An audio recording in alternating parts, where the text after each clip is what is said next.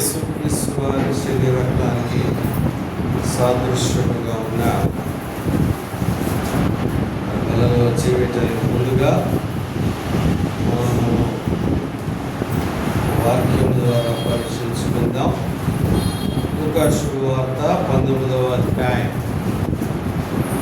లూకా శుభవార్త 19వ అధ్యాయం.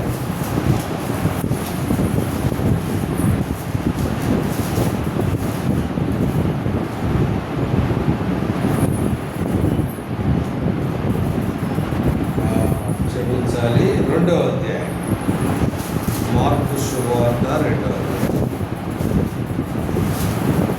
మార్కు శుభవార్త 2వ అధ్యాయం మొదటి వచనము నుండి 12వ వచనం వరకు మార్చి చదువుకుందాం.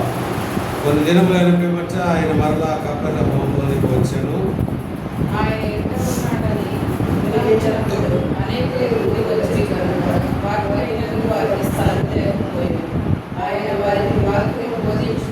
కొందరు పక్షవాయువు గల ఒక మనుష్యుని నలుగురి చేత మోయించుకుని ఆయన దగ్గర తీసుకుని వచ్చి చాలా మంది కూడి ఉన్నందున వారు ఆయన దగ్గరకు చేరలేక ఆయన ఉన్న చోటికి పైగా మిగతా మంది పక్షవాయువు గల వారిని పట్టుకొని యేసు వారి విశ్వాసం చూసి, కుమారుడా, నీ పాపములు క్షమించబడి ఉన్నవని పక్షవాయువు గల వారితో చెప్పారు.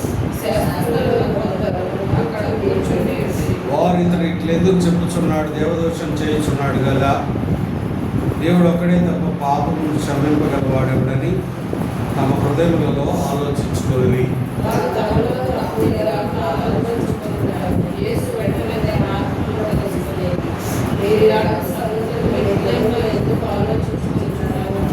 ఈ పక్షవాయు గలవారితో నీ పాపమును క్షమించబడి ఉన్నవారి చెప్పుడు సులభమా, నీవు లేచి నీ పరిపెత్తుకొని నడువుకొని చెప్పుడు సులభమా?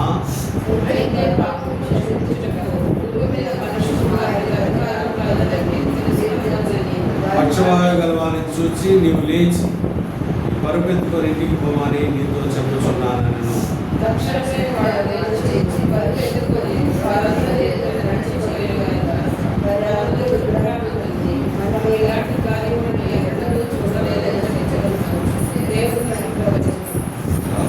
అట్లానే కొరింథీయులకు రాసిన మొదటి పత్రిక 11వ అధ్యాయం 28వ వచనం. కాబట్టి ప్రతి మనుష్యుడు తన్ను తాను పరీక్షించుకొనవలెను. అలాగూ చేసి ఆ రొట్టెని తిని పాత్రలోని చాలా మంచిగా ప్రార్థన చేసుకుందాం. పరిశుద్ధమైన తండ్రి, అద్భుతమైన దేవా, ఆశ్చర్యకరుడైన దేవా, మీకు స్తోత్రం అయ్యా. మా ఆరాధనను స్వీకరించిన దేవా, మీకు స్తోత్రం. మరి సభలో నా తండ్రి, మీ శరీర రక్తాన్ని సాదృశ్యాలలో చేయడానికి మీరు ఇచ్చే లేఖన భావంగా మీరు మాతో మాట్లాడండి. ఆత్మీయ మర్మాలు మాకు తెలియచేయండి అయ్యా. మేము ఎక్కడైనా తప్పిపోయండి మరి సరి చేసుకొని నా తండ్రి, నా ప్రభువా, పరీక్షించుకొని మేము యథార్థముగా యోగ్యముగా వాళ్ళని చేయడానికి కృప చూపించండి. మీ కృప నాతో మాతో వచ్చింది, మీ సన్నిధి మాతో వచ్చింది. యేసయ్య నామం పేరిటి మనం చేస్తున్నాం. దేవుని పెట్టారు. మరి ఇక్కడ చూస్తే ప్రభు వారు కపెర్నహూము వచ్చారు. వచ్చినప్పుడు ఆయన తాన ఇంట్లో ఉన్నాడని వచ్చినప్పుడు ఒక గృహంలోకి వచ్చారు.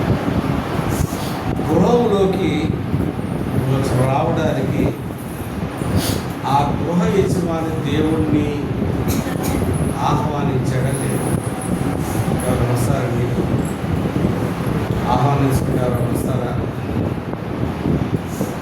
నేను వచ్చాననుకో, మీరు తలుపేసుకున్నాను అనుకో, ఎలా ఉంటుంది? ఆహ్వానించినట్లేగా కదా. మీరు తలుపు తీసి రాండి అంటే ఆహ్వానించారు. ఇక్కడ ఈ వ్యక్తి చూస్తే ప్రభువుని తన ఇంటిలో చేర్చుకున్నాడు, తన ఇంటికి ఆహ్వానించాడు. అలానే తన హృదయంలోకి ఆహ్వానించాడు. చాలా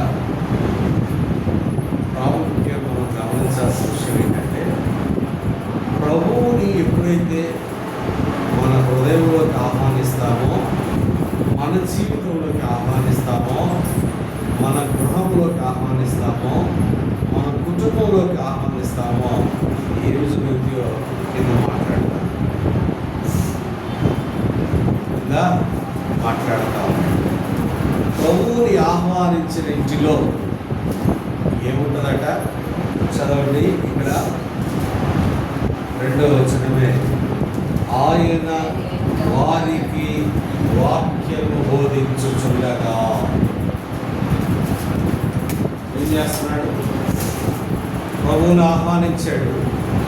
తర్వాత ఏం జరుగుతుంది? వాక్యమును బోధిస్తూ ఉన్నాడు. మరి నీవు నా పరిస్థితి ఏంటి? ఇంటికి వచ్చిన వాళ్ళకి ఏమైనా వాక్యం చెప్తున్నావా?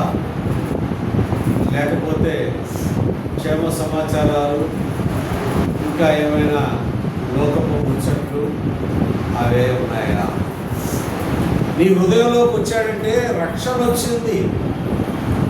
రక్షకుడు మన జీవితంలోకి వచ్చాడు. ఆయన మనం రక్షించాడు. మనం రక్షించిన తర్వాత దేవుడు మనకు అప్పగించిన పని మనం ఆలోచిస్తే, మీరు సర్వలోకానికి వెళ్ళి సర్వ సృష్టికి సువార్త ప్రకటించండి, వాళ్ళని శిష్యులుగా చేయడం దేవుడు మనకు అప్పగించిన పని అని మనం ఆహ్వానించాం. దేవుడు మనలో ఉన్నాడు, పరిశుద్ధాత్మ దేవుడు మనలో ఉన్నాడు. ఉన్న దేవుడిని నీవు ఆయన గురించి ఎన్నిసార్లు మనము ప్రకటించాం? ఎప్పుడు వచ్చిన వాళ్ళకి, మనకి ఇంటికి వచ్చిన వాళ్ళకి బాగున్నారా, ఏం చేస్తున్నారు, ఇవేనా? వేరే ఏం లేదా? దేవుడు ఈ ఉదయకాల సమయంలో మనతో మాట్లాడతాం. వాక్యాన్ని బోధించావా? వాక్యానుసారమైన జీవితం కలిగి ఉన్నావా? చెప్పండి. చూస్తే అక్కడ ఏమన్నాడంటే, బలలో చేయడానికి ముందుగా మనం ఏం చేయాలట? పరీక్షించుకోవాలి. నా హృదయంలో దేవుడు ఉన్నాడా? నా హృదయంలో, నా జీవితంలో వాక్యం ఉందా? వాక్యానుసారమైన జీవితాన్ని కలిగి ఉన్నానా? మరి ఆ జీవితం ద్వారా నేను వాక్యం కూడా చెప్పాల్సిన అవసరం లేదు. మన జీవితమే ఒక సువార్త. మన జీవితమే ఒక సువార్త.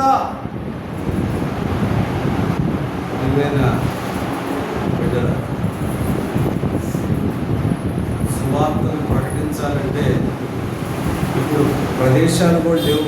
ఊరితో చెప్పే సువార్త లేదు. ఇప్పుడు భయంకరమైన పరిస్థితుల్లో ఉన్నాం, భయంకరమైన దినాల్లో ఉన్నాం.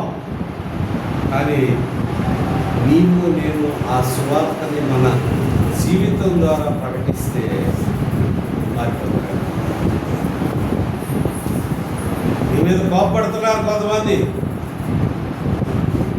నిన్ను దూషిస్తున్నారు, నిన్ను బాధ పెడతా ఉన్నారు, నిన్ను హింసిస్తూ ఉన్నారు. ఏం చేయాలి? వాళ్ళని ప్రేమించాలి. అదే సువార్త, వేరే ఏం లేదు.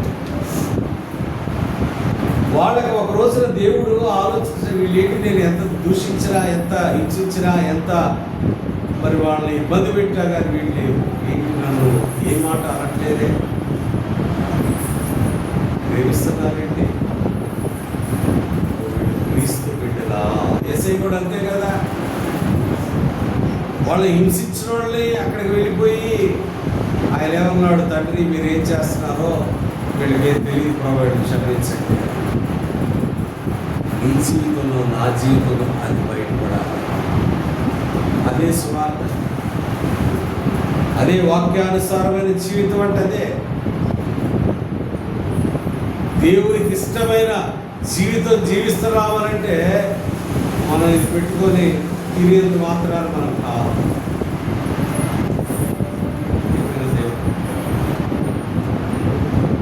చూడండి, అక్కడ యేసయ్యను చేర్చుకున్నాడు, ఆ ఇంట్లోకి ఆహ్వానించాడు. తర్వాత ఏం జరుగుతుంది? దేవుని వాక్యము ప్రచురించబడతా ఉంది. దేవుని వాక్యము ప్రకటన చేయబడతా ఉంది. దేవుని వాక్యము బోధిస్తూ ఉన్నారు. యేసయ్య నీలో, నాలో, మనలో ఉన్నాడంటే దానికి అర్థం ఏంటంటే దేవుని వాక్యం మనలో ఉంది. ఇంకా వాక్యం నాకు చాలా బాగా గుర్తొస్తుంది. నీతిమంతుడు ఎన్నిసార్లు పడతాడంటే పడే ఉంటాడా? పడే ఉంటాడా? తెలుస్తాడు కదా. మరి మనం ఉన్నామా? తెలుస్తున్నావా? పడి ఉన్నావా? అది ఎట్లా? వాక్యం ఏది? అలా వాక్యం ఉందా? అదే దేవుడు చెప్పాడు. ఉదయకాల సమయంలో దేవుడు మనతో మాట్లాడుతుంది ఏంటంటే, నా హృదయంలోకి ఆహ్వానించావు, చాలా సంతోషం. నువ్వు నా బిడ్డవి, నువ్వు నా కుమార్తెవి, నువ్వు నా కుమారుడివి. ఆయన వాక్యమై ఉన్న నన్ను నీ జీవితం ద్వారా ప్రకటిస్తున్నావా?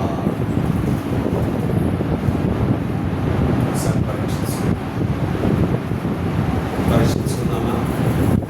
పరీక్షించుకుని అడుగుదాం. ప్రభావ వాక్యానుసారమైన జీవితాన్ని నాకు అయ్యా. నేనైతే ఇంకా వాక్యము లేని క్రైస్తవుడుగా ఉన్నాను ప్రభా, క్రైస్తవురాలుగా ఉన్నాను ప్రభా. మరి ఒకసారి దేవుడు అడుగుతాను. నిజంగా అక్కడ చూస్తూ ఉంటే ఆ వాక్యము ఉంటే ఆ ఇంట్లో వాక్యం ప్రచురించబడతా ఉంది. తర్వాత విషయాలు చూస్తే ఆశ్చర్యంగా ఎన్ని జరిగాయో, ఎన్ని జరిగాయో అద్భుతాలు, ఆశ్చర్య కార్యాలు. ఎందుకు? దేవుడు ఉన్నాడు, దేవుని వాక్యం ఉంది, వాక్యానుసారమైన జీవితం.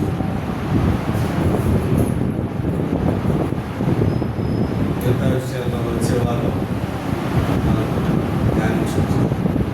ఈరోజు దేవుడు మనతో అడుగుతుంది ఏంటంటే, నువ్వు నన్ను ఆహ్వానించావా? నీ హృదయంలో నేనున్నానా? నీ హృదయంలో నేనున్నా. ఆ వ్యక్తి అయితే, ఆ వ్యక్తి నిజంగా యేసు క్రీస్తు ప్రభువుని తన ఇంటిలోనికి, తన గృహంలోకి ఆహ్వానించిన తర్వాత అక్కడ పరిస్థితులు చూస్తే ఎంత ఆశ్చర్యం వేస్తుంది. అద్భుతాలు, తన జీవితము, తర్వాత తను ఏం చేశాడో కూడా చూస్తాను. కాబట్టి ఈరోజు మనం చెక్ చేసుకోవాల్సింది ఏంటంటే, నా జీవితంలో దేవుడు ఉన్నాడా? నా జీవితంలో దేవుడు ఉంటే నేను ఎందుకు కంగారు పడుతున్నాను? నేను ఎందుకు మనశ్శాంతి లేకుండా ఉన్నాను? నేను ఎందుకు సమాధానం లేకుండా ఉన్నాను? పైకి క్రైస్తవుని చెప్పుకొని యేసుక్రీస్తు ప్రభువారే ఆ శిలువ మరణానికి అప్పగించేటప్పుడు ఆయనే కంగారు పడితే మనకు రక్షణ వచ్చేది కాదు. ఆయన మనలాంటి మనిషిగా, దేవుడు కాదుగా అప్పుడు. దేవుడు అప్పుడు సంపూర్ణమైన మార్పు, ఆయనలో దైవత్వం లేదు. Complete man, complete human being. మనకు ఒక యాడ్ వస్తుంది, మీరు గమనించారు లేదా? బట్టల కంపెనీ ఒక యాడ్ చేస్తాం. యాడ్ అసలు ఏంటది? Complete man. రేమండ్స్ యాడ్ చూడండి, కంప్లీట్ మ్యాన్. ఆ బట్టలు వేసుకుంటే అంత పర్ఫెక్ట్గా, కంప్లీట్గా ఉంటారు. కాబట్టి దేవుడు నిజంగా నాకు ఆశ్చర్యం కలిగే విషయం ఏంటంటే, ఈరోజు దేవుడు నన్ను, నేను సిద్ధపడింది వేరు, ఇక్కడికి వచ్చిన తర్వాత ఇది చెప్పాడు. ఎందుకు మనం ఇలా ఉంటాం? ప్రశాంతి లేని వాళ్ళంగా, ప్రశాంతత లేని వాళ్ళంగా, సంతోషం లేని వాళ్ళంగా, సమాధానం లేని వాళ్ళని చెప్తున్నామంటే మీకు మాట వాక్యం లేని వాళ్ళ. వింటున్నాం, బ్రహ్మాండంగా వింటున్నాం. వాట్సాప్లో యూట్యూబ్ చూస్తే ఒకే వాక్యాలు, కదా. ఫ్రైడే, ఫాస్టింగ్ ఫ్రైడే చూస్తే చాలామంది ప్రముఖులైన దైవజనుల యొక్క వాక్యాలు వస్తూ ఉంటాయి. ఫ్రైడే రోజు ప్రత్యేకంగా మన జానశ్రీ గారి, అయితే మన అన్న చాలబ్రదన్న గారి, మరి ఇంకా మన శైలప్ప అక్క గారి, తర్వాత దివ్య డేవిడ్ గారి, ఈ వాక్యాలన్నీ ఫ్రైడే చూస్తాం. కానీ what God is asking, are you possessing by the word of God? దేవుని వాక్యము చేత పట్టబడ్డాలి. దేవుని వాక్యము చేత పట్టబడితే ఎప్పుడు సంతోషం. ఒకసారి 4:4 చదవండి. ఫిలిప్పీ 4:4. ఫిలిప్పీకి రాసిన పత్రిక 4వ అధ్యాయం 4వ వచనం లేదా 6వ వచనం. ప్రభువునందు ఆనందించుడి, మరలా చెప్పుదును ఆనందించుడి. దేంట్లో ఆనందించాలట? దేవునిలో ఆనందిస్తే నీకున్న సమస్య గుర్తురాదు, నీకున్న బాధ గుర్తురాదు, నీకున్న వేదన, నీకున్న అవమానం, నీకున్న నింద ఏమీ గుర్తురాదు. ఆ ఆనందించలేకపోవడానికి కారణం ఏంటంటే మనం దీనిలో లేవు. కాబట్టి దేవుడు అడుగుదాం, ప్రభా అలా అయిపోయింది ప్రభా, క్షమించు ప్రభా, నీ వాక్య ప్రకారం నేను జీవించే కృప నాకు దయచేయి. ఒక విషయాన్ని మనం గమనించుకుంటే, మానవులుగా మనకి శ్రమలు రాకుండా ఉండవు, అవి రావాలని కోరుకోవాలి. అప్పుడు ఆయన మీద ఆధారపడతాం, ఆయన కృప మన మీద ఉంటుంది.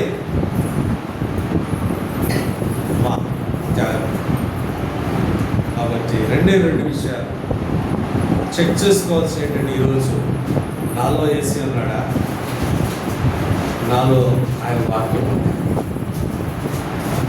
ఉంటే ఆయన వాక్య ప్రకారం నేను జీవిస్తున్నా లేదా అని జ్ఞాపకం చేసుకొని మనలో బలంలో చేయడం ప్రార్థన చేస్తున్నాను.